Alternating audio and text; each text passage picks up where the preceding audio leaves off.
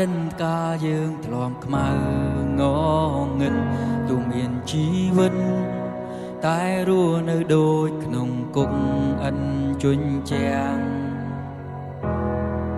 រងចាំក្តីសង្ឃឹមដែលទ្រង់បានសន្យាយើងដឹងថាព្រះហស្ថទ្រង់នៅដឹកនាំផ្លូវយើងទាំងដឹងច្បាស់ថាព្រះអង្គនឹងមិនដែលបងយើងចោលនោះយើងមានសង្ឃឹមលើអ្វីទ្រង់សន្យាជញ្ជាំងមានរលំបុត្រធីតាទាំងក្រោកឡាកាន់កម្មព្រះបន្ទូលសន្យាដែលទ្រង់បានប្រទានឲ្យហើយយើងនឹងប្រកាសថាដែនដីសវណ្ណភូមិក្រោកឡើងថ្វាយបង្គំព្រះគ្រីស្ទជាម្ចាស់លើទឹកដីនេះ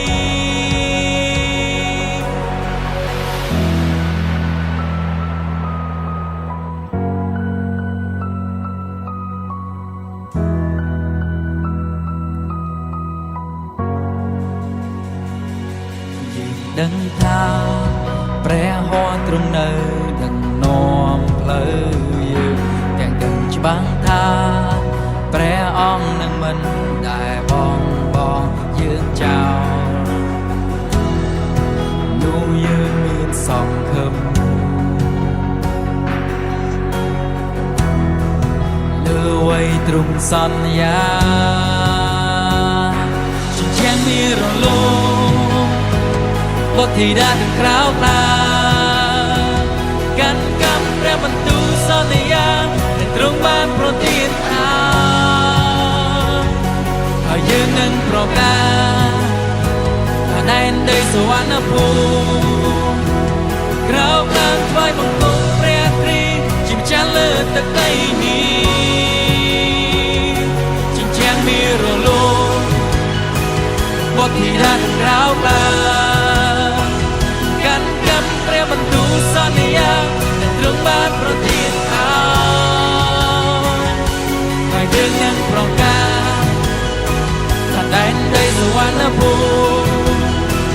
ក្រោកឡើងថ្វាយបង្គំព្រះគ្រីស្ទជាម្ចាស់លើទឹកដីនេះ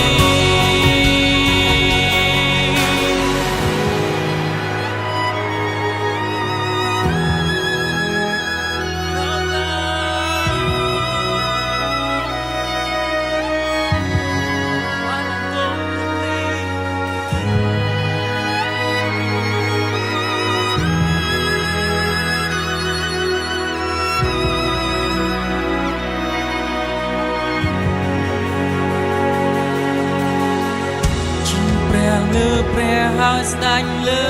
ស្ដាទ្រង់សោយរៀងលើក្នុងអ្វីទាំងអស់ព្រះគ្រីស្ទជានាមដែលគ្មាននាមណាប្រៀបសារព្រះគ្រីស្ទទ្រង់ហើយទ្រង់ពួងលើគេជាព្រះលើព្រះហើយស្ដេចលើសោយរៀងលើក្នុងអ្វីទាំងអស់ព្រះគ្រីស្ទជានាមដែលគ្មាននាមណាប្រៀបសារព្រះគ្រីស្ទទ្រង់ហើយទ្រង់ពួងលើគេស្ដេចដ៏រុងរឿងពេញដោយសេរី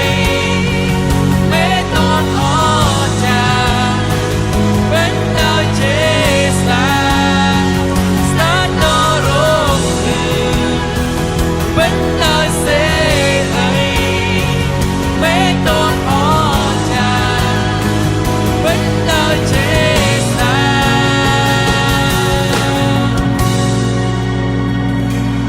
ាងមានរលំ